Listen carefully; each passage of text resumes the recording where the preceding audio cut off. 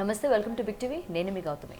నందమూరి బాలకృష్ణ అయితే రీసెంట్గా సంక్రాంతి పరిలోనే ఆయన సినిమా కూడా రాబోతుంది, డాకు మహారాజ్. అయితే దీనికి సంబంధించి ఒక సాంగ్ బయటకు వచ్చి అతను వేసిన స్టెప్స్ కావచ్చు, లేకపోతే ఆ వయసులో అతను ఒక ఎమ్మెల్యేగా ఉన్న వ్యక్తి చేత ఈ స్టెప్స్ వేయించడం ఏంటి, అర్జెంటుగా ఆ పాటని తొలగించండి, నందమూరి బాలకృష్ణ గారికైనా కొంచెమైనా ఉండాలి కదా, ఇటువంటి స్టెప్స్ వేయమని చెప్పినప్పుడైనా ఆయన వద్దని చెప్పొచ్చు కదా అని చెప్పి ఇవాళ చాలా ట్రోల్స్ నడుస్తున్నాయి. అయితే ఇలా ట్రోల్ చేయడం అనేది కరెక్టేనా? అసలు నందమూరి బాలకృష్ణ గారు తప్పు ఉందా లేదా ఇందులోని అన్న విషయాలపైన మాట్లాడితే మీ వాళ్ళు మాతో పాటు పొలిటికల్ అనలిస్ట్ దుర్గా వడ్లమనేని గారు ఉన్నారు. ఆవిడతో మాట్లాడి మరిన్ని విషయాలు తెలుసుకునే ప్రయత్నం చేద్దాం. నమస్తే అమ్మా. నమస్తే అండి. నందమూరి బాలకృష్ణ గారు ఆ పేరులోనే ఒక వైబ్రేషన్ ఉంది అనుకోవచ్చు. ప్రతి సంక్రాంతికి ఆయన సినిమా వస్తోంది అంటే జనాలందరూ కూడా క్యూ కడుతూ ఉంటారు. అయితే రీసెంట్గా ఆయన సినిమా నుంచి ఏది రిలీజ్ అయినా సరే జనాలు ఎంజాయ్ చేసేవాళ్ళు. ఈ రోజు ఏంటంటే ఆ రిలీజ్ అయిన పాటకి ఆ వయసులోని అతను ఒక ఎమ్మెల్యేగా ఉన్నాడు, ప్రజల మనిషిగా ఉన్నాడు, అతని చేత ఆ స్టెప్స్ వేయించడం ఏంటి?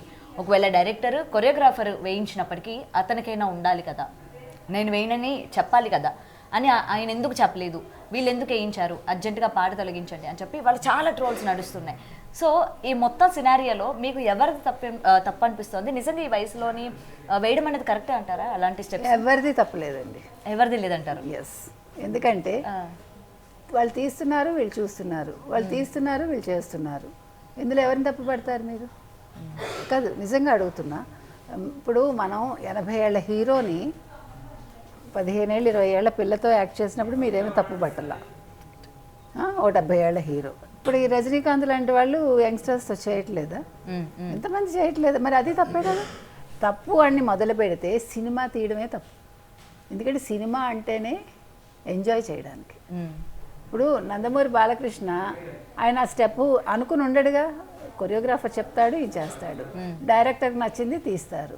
మరి ఎన్టీ రామారావు గారు ఎన్ని సినిమాలు చేశారు? అడవిరాముడు, తర్వాత అదేంటది వేటగాడు.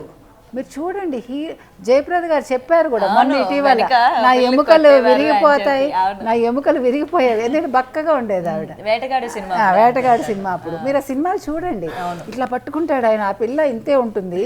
మరి అవి తప్పే కదండి. అంటే మనం ఎంచడం మొదలు పెడితే ఎక్కడ ఆగుతుంది? అది ఆపగలమా ఎక్కడైనా? లేదు. మరి చిరంజీవి గారి సినిమాలు ఉన్నాయి, అల్లుడా మజాకా, మరి లక్ష్మితో చేయిస్తారు అత్తగారు డ్యాన్స్. మాస్ చూస్తారండి ఎక్కువ. దే విల్ ఎంజాయ్, ఎక్కడితో అయిపోతుంది అంతే. అది ఎవడు మనసులో పెట్టుకోడు. ఆ టైంకి ఎంజాయ్ చేశారా, వెళ్ళిపోయారా.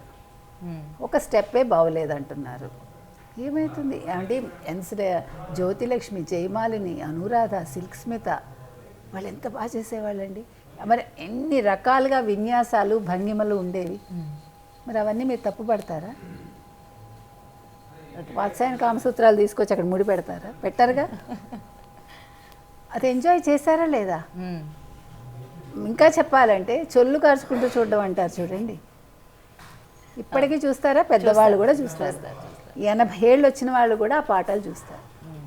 అప్పుడు హీరోయిన్స్ వ్యాంప్స్ కాదు కాబట్టి దానికని ఒక పాటకని ప్రత్యేకంగా వాళ్ళు ఉన్నారు. మనం కూడా సిల్క్ స్మిత ఎంత ఇష్టమో నాకు, జయమాలిని ఎంత ఇష్టమో, జ్యోతిలక్ష్మి నాకు అసలు ప్రేమ్నగర్లో ఆ సినిమా ఇప్పటికి కూడా ఫస్ట్ ఒక రెడ్ డ్రెస్ నుంచి ఎల్లో డ్రెస్కి మారుతుందా, ఆ సీన్ మీరు చూసారో లేదు? ఆ పాట చూడండి, నాగేశ్వరరావుని లేపే సీన్లో ఆ డ్రెస్ ఇట్లా మారుతుందండి కలర్. అసలు అద్భుతంగా, అంటే థాట్ నేనని మనం వల్గారిటీ కాదండి చూడాల్సింది, అక్కడ డైరెక్టర్ ప్రతిభ చూడండి మీరు.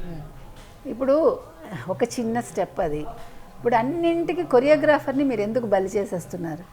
జానీ మాస్టర్ ఎందుకు ఇబ్బంది పెట్టారు? తప్పొప్పులు మనకు తెలుసా? మీరు నేను చూడలేదుగా. మరి ఆ అమ్మాయి అప్పుడెప్పుడో జరిగితే ఇప్పుడు ఎందుకు వచ్చింది బయటికి? అప్పుడే వెళ్ళాలి కదా. చేశారు కదా అందరూ. నేను అనేది ఒకళ్ళే బలి అవ్వడం ఏంటి అంట.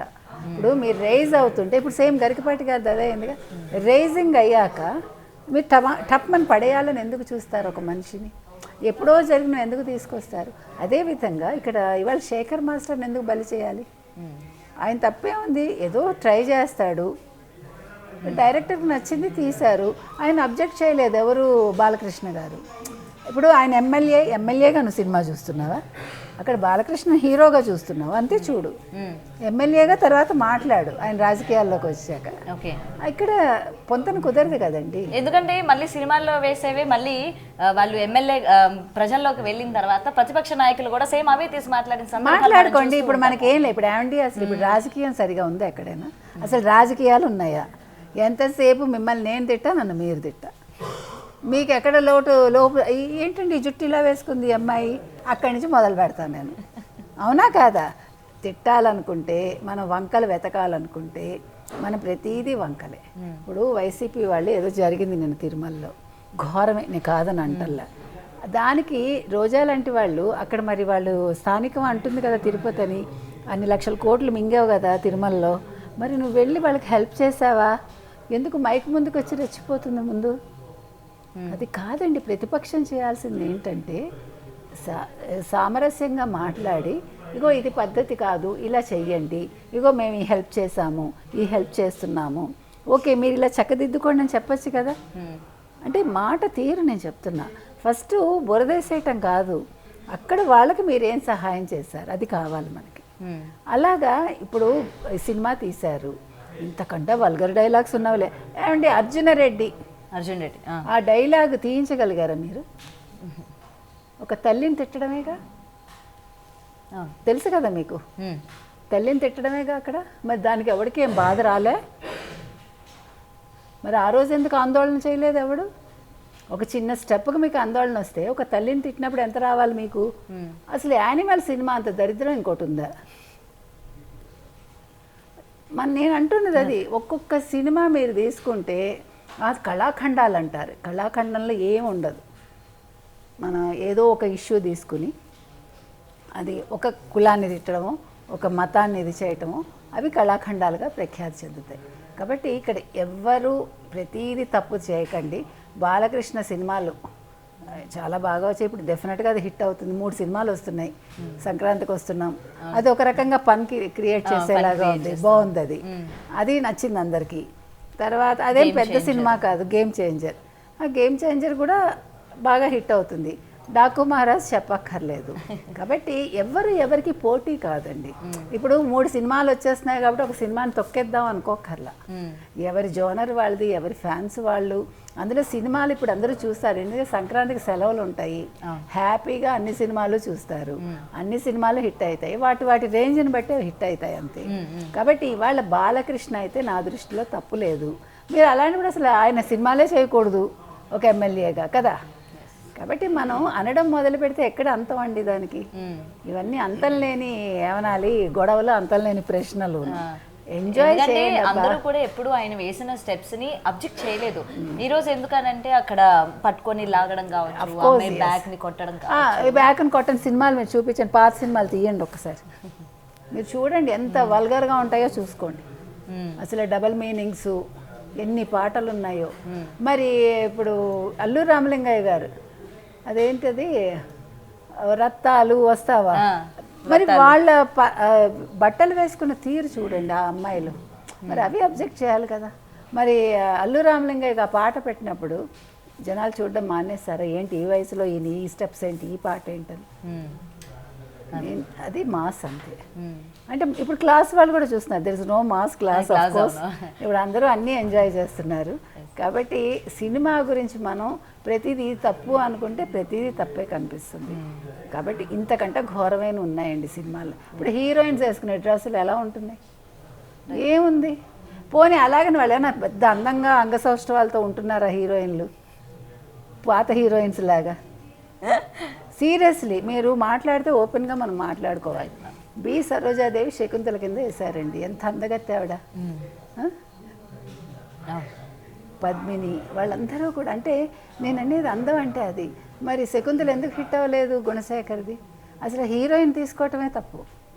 సమంత మంచి యాక్టర్ కావచ్చు, I'm not saying for that, but క్యారెక్టర్కి మీకు కావ్యాలు చదువుకున్నప్పుడు మనం కాళిదాస్ శాకుంతలను చదివామనుకోండి, మన కళ్ళ ముందు ఒక హీరోయిన్ వస్తుంది, వాళ్ళ అందం వేరు, కావ్యాల్లో నాయికల అందం వేరు. దానికి తగ్గట్టుగా సరోజాదేవిని చూశాక మీకు శకుంతలకి సమంత ఆనదు, ఆర్టిఫిషియల్గా ఉంది మీకు అంతా.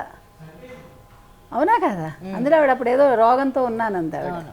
కాబట్టి హీరో అనేవాడిని కానీ హీరోయిన్ అనేవాడిని కానీ ముఖ్యంగా కావ్యాలకు సంబంధించి దాంట్లో తీసుకునేటప్పుడు డైరెక్టర్ ఆలోచించుకోవాలి. సినిమా హిట్ అవ్వలేదు, జనాలు తిడితే ఎట్లా?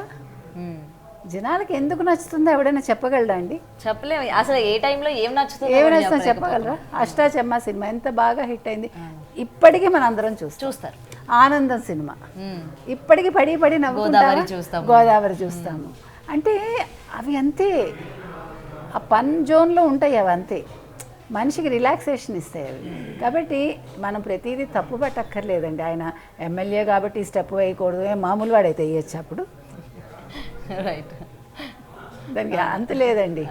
కాబట్టి బాలకృష్ణ వేసిన దాంట్లో నాకైతే తప్పు కనిపించలేదు. మనం తప్పులు వేస్తే మొత్తం 1930 నుంచి ఇప్పటి వరకు వెతుక్కుంటూ రావచ్చు బోల్డ్. డెఫినెట్గా చూడాలి మరి. అంటే ట్రోలింగ్ మధ్యనే ఇంకా ఆయనకి హైప్ వచ్చింది అనుకో. నేను చెప్పా కదా, ఇది ఇంకా మంచిదే.